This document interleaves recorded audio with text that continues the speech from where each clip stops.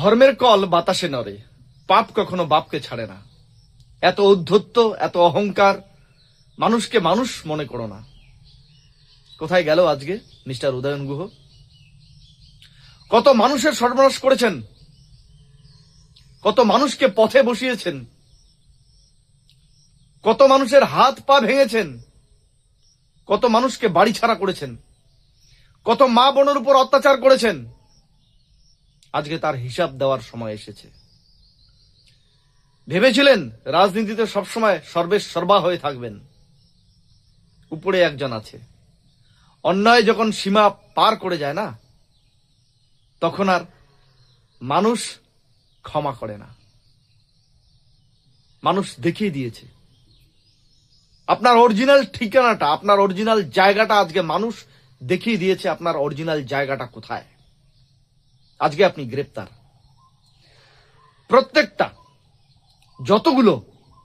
যতগুলো আপনি অন্যায় কাজ করেছেন, প্রত্যেকটার হিসাব হবে। আপনাকে গোষ্ঠী শুদ্ধ জেল খাটতে হবে। আমি ধন্যবাদ জানাই পুলিশ প্রশাসন এবং সর্বোপরি আমাদের রাজ্যের মুখ্যমন্ত্রী সম্মানীয় শুভেন্দু অধিকারী মহাশয়কে।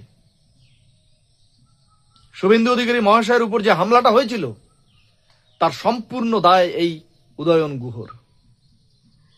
আমার উপর কি অকথ্য অত্যাচার করা হয়েছিল।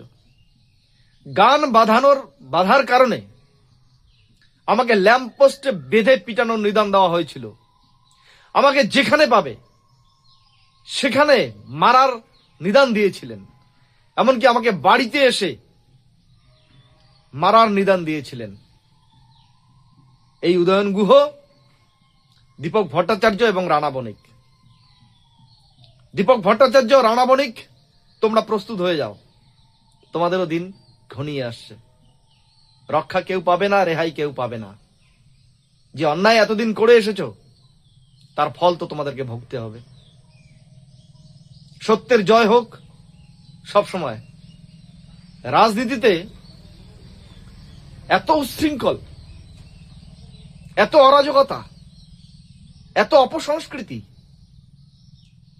আজকে বুঝতে পারছেন, সামনের দিনে আরো বুঝবেন।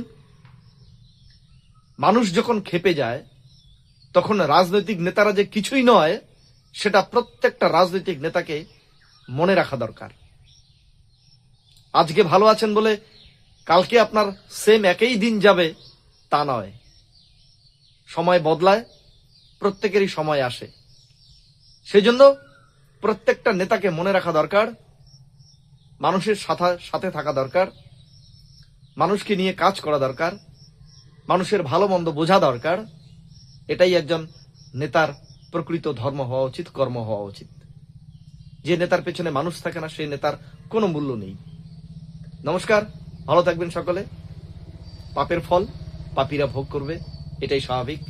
আবারও একবার ধন্যবাদ জানাই মাননীয় মুখ্যমন্ত্রী শুভেন্দু অধিকারী এবং পুলিশ প্রশাসনকে।